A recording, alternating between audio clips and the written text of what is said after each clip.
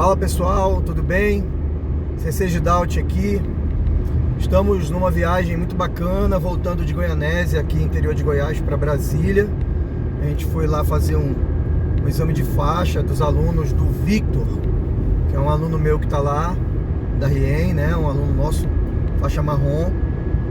E aproveitando essa viagem, nós temos alguns momentos, uma entrevista, um bate-papo aqui com o Shihan Sid Gobi, que é o meu professor, e tá com o sexto Dan, né, faixa preta sexto Dan da Confederação Brasileira de Karatê. E eu queria fazer uma pergunta, Shihan. RIEM Karatê Kyokai, de onde surgiu essa associação? O que ela tem a ver com a história dos primórdios do Karatê aqui no nosso país? Sim, como vocês sabem, né, o pai foi o primeiro faixa preta brasileiro, né, que começou o Karatê em São Paulo, começou dentro de uma família, que a gente pode depois contar mais detalhadamente, né, essa parte da história do Karatê dele, né, mas numa família com um professor chamado Jiro Takaesu. Esse professor Jiro Takaesu, ele aprendeu o Karatê diretamente com o Motobu Chuck. E ele ensinou algumas coisas pro meu pai, somente que como era de família, ele aprendeu os katas Teiki, né? Também chamado de Naihante. E ele apresentou meu pai para um professor chamado Shikan Kamini, que é o professor de Goju-ryu, que ele veio oficialmente mandado do Japão, 7º Dan, para dar aula no Brasil. E lá meu pai começou a treinar Goju-ryu. E o professor Yuji Sagara ia lá visitar o professor Shikan Kamini para aprender os katas de Goju-ryu. E meu pai viu o professor Sagara fazendo os katas de Shotokan e ficou maravilhado com o kata de Shotokan e começou a seguir o professor Yuji Sagara. E nesse tempo ele ficou treinando tanto com o professor Yuji Sagara quanto com o professor Shikan Kamini. Pegou a faixa preta de Goju-ryu, o professor Shikan Kamini. Só que teve um momento que o professor Shikan Kamini falou assim: você tem que escolher, não pode treinar com os dois. Ou treina comigo ou treina com o Yuji Sagara. E meu pai escolheu treinar com o Yuji Sagara. Então o Kyoshi Benedito chegou a pegar a preta do Goju-ryu. Sim. Antes do Shotokan. Do Shotokan. Antes do Shotokan. Ah, isso eu não sabia. Antes do Shotokan. E esse exame? Porque a história desse exame eu nunca vi. A gente não tem, assim. Caramba! Tinha 2 pessoas vivas ainda, né? A gente pode... Mas acho do Goju-ryu, né? Então assim, aquele exame que a gente pode ver depois da história, né? Sim. Mas assim, em outra pergunta, mas aquele exame que ele fez com Sagara, com Higashino, Uryu, né? Tanaka. Tanaka, aquele exame que ele fez foi lá. Pouco tempo depois, 1 ano, 2 anos depois. Foi em 59? Foi esse do Sagara que foi em 59 ou foi do Goju? O do Shotokan, rapaz, a data assim exatamente eu não sei. Tem que ver isso depois. Mas legal, é pouco tempo um do outro. Mas o Goju-ryu foi antes. Entendi. Então ele começou a treinar com o professor Sagara.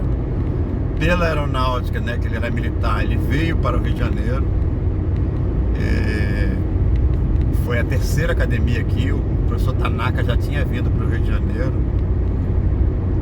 A pedido do professor Lirton Monassa, né, quem trouxe o Karatê para o Rio de Janeiro foi o professor Lirton Monassa.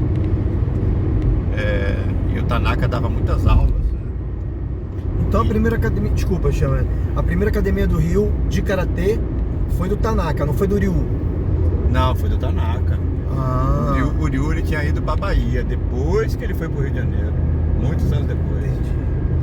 Muitos anos depois.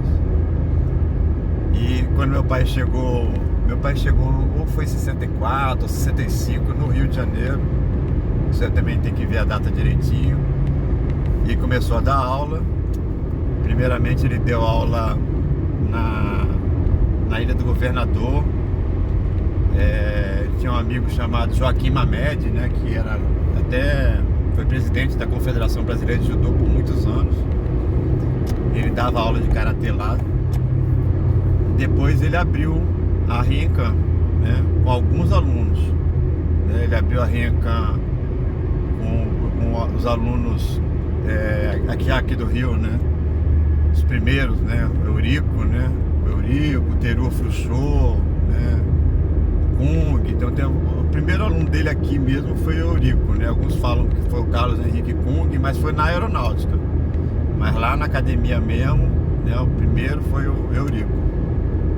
E o professor Teru Fruchot, ele veio faixa verde do Sagara. Ele foi aluno do Sagara. Ah, o Fruchot. Veio com meu pai pro Rio, né? Começou a treinar com meu pai e chegou a pegar a preta com meu pai. Depois ele se desvencilhou, saiu da RIEM, né? E abriu a própria academia dele, Fruchot. Isso já foi bem mais pra frente, né? E a gente tá falando da RIEM, né? O Eurico é aquele que foi pra Belém. Isso, é isso que eu vou contar agora. Exatamente. E aí a primeira Rincan foi do Rio de Janeiro. E aí o Eurico, formado faixa preta, foi para Belém. Aí já teve a segunda Rincan. Entendeu? Então quando já teve a segunda Rincan, meu pai já pensou na RIEM Karatê Kyokai, porque já é uma associação, né? Porque de Belém ele formou o Carlos Bentes, eu não estou relembrando o nome todo dele. O Eurico formou o Bentes, que foi para Minas. Aí abriu a academia Rincan em Minas. Então, se a gente for ver assim, o professor Eurico foi assim muito importante, né? Porque ali o Bentes, como ele também era da aeronáutica, o Eurico também era, então eles viajavam muito, né? Depois abriu a Rincan Manaus, abriu a Rincan Mato Grosso, Cuiabá. Manaus, depois eu tenho que ver os nomes para falar direitinho quem foi o primeiro lá, mas o Carlos Bentes foi o que levou o karatê para Manaus. Tem até hoje uma academia chamada Rincan lá. Tem. Tá desligada da Rincan Kyokai, mas essa é a mesma. Foi a mesma Rincan, exatamente. Entendi. E teve em Cuiabá, né? Teve em Roraima, né? Que foi o professor Berlan, que abriu também uma Rincan, também mesma situação. Existe até hoje a Rincan, mas não está ligada à RIEM Karatê Kyokai, né? Então isso aí foi tudo intermédio, toda essa parte do norte, né? E meu pai fazia esse trabalho que eu estou fazendo agora, né? De ir lá, dar o exame de faixa, né? Pará, Amazonas, Mato Grosso, né? Roraima, fez todo esse trabalho de ia todo ano para dar exame de faixa e ver como é que os alunos estavam, né? Em São Paulo, depois foi aberta uma Rincan pelo irmão do meu pai, porque a primeira Rincan foi no Rio de Janeiro, mas em São Paulo, mesmo meu pai ele veio do Rio de Janeiro, veio de São Paulo, ele não foi ele que abriu de São Paulo. A Rincan de São Paulo foi aberta pelo professor Birajara, que era aluno e irmão do meu pai, né? A Rincan São Paulo. Hoje só tá saindo pérola aqui, porque eu não sabia que hoje tinha um irmão preta. Tem. Um irmão faixa preta. Sim. Caraca. Tá vendo aí, pessoal? Tem que aproveitar a viagem. E agora tá gravado. E lá em São Paulo também ele formou um faixa preta chamado Moisés Leme, que até é padrinho da minha irmã, né? E o professor Birajara, que é irmão do meu pai, né? Aí formou também o filho dele, o Jorge, ele é faixa preta também, né? Hoje acho que ele tá dando aula em Paraty. Não tá ligado, Paraty é uma cidade do Rio de Janeiro, não tá ligada, também não tá ligada a RIEM Karatê Kyokai, mas eles usam a Rincan também. Olha. Eles usam a Rincan, tanto em São Paulo quanto em Paraty. Isso é interessante, porque assim, às vezes teve uma história que a gente não precisa entrar agora, assim, que o pessoal se separou, né? Se desvencilhou assim da RIEM Karatê Kyokai. Sim. Mas me parece que eles têm ainda um certo respeito, assim, pelo nome, pela tradição. Mantiveram. Por ter sido aluno do Kyoshi. Sim, mantiveram o nome, exatamente. E aí, meu pai foi para Rondônia, né? Aqui ficou um tempo no Rio de Janeiro. Ele quis fazer a sede, né? Ele construiu uma sede onde poderia ser a ideia dele, né? O sonho dele era fazer uma seleção brasileira com com atletas do Brasil todo, das Renkan do Brasil todo. Então ele fez aquela sede onde poderia ter um alojamento, fez uma academia grande, mas não, os alunos aqui do Rio, os mais antigos, né, meio que não levaram o trabalho para frente, né? O único que eu estava assim mais com ele diretamente foi eu. E aí ele foi para Rondônia, reuniu um grupo de alunos novos, formou eles aqui Preta, tudo novo, soldar novo, e foi para Rondônia e abriu a Renkan Rondônia, né? Aí da Renkan Rondônia saiu a Renkan Goiás, né? Goianésia, com o professor Gidaldi, que é ele que está fazendo essa entrevista aqui, né? E hoje em dia tem a Renkan Brasília também uma filha, né, vamos dizer assim, né, filho de Goiás, né. E nós tivemos também alguns anos, agora há pouco tempo, né, um aluno meu lá do Rio de Janeiro, um aluno dele, né, um neto meu, abriu a Renkan Pernambuco. Também fiz esse mesmo trabalho de ir lá, dar aula, né? Hoje a Renkan não está funcionando, está ligada à Renkan Karate Kyokai, mas ela não está funcionando por motivos pessoais dele, né? Mas ela, se qualquer dia quiser voltar, né, tá aberta, né? E teve um professor também lá da primeira geração, né, dos alunos do meu pai, né? Depois desse Eurico, né, que foram os primeiros mesmo, né? Eurico, o Fruchô, né? O Kung, né? Aí teve o Dragão, o Pedro Soares, que é o Diabinho, né? Chamado Diabinho, Mauro, que é o Dragão, e teve o Wagner Fiuza, teve o Lobão e Lobinho, uma galera. E o mexicano foi aluno do Kyoshi também? Não, foi aluno do Sagara. Ah, aluno direto do Sagara, mexicano. Mexicano falando direto do Sagara. E vinha com o Sagara. Eu vou ter falado, que eu vou falar também do início da Renkan, né? Inicialmente a Renkan, os primeiros anos, o Sagara vinha dar os exames de faixa na academia. Olha que legal. Entendeu? Eu mesmo tenho, até a faixa laranja eu peguei, quem estava na minha banca foi o Sagara. Então eu tenho o diploma até a laranja dele, assinado por ele, que ele estava na banca, entendeu? E verde pra cima, que já foi só o meu pai, né, com os alunos dele. E o mexicano vinha dar esse exame de faixa, né? Então eu ficava assim, tem foto, o Sagara e meu pai na banca e o mexicano puxando o exame nosso, né? Olha, e às vezes só o Sagara na mesa e meu pai puxando o exame, né? Do jeito que a gente faz hoje em dia. E esse Wagner Fiuza, ele uma época foi pra África do Sul e abriu a Renkan lá.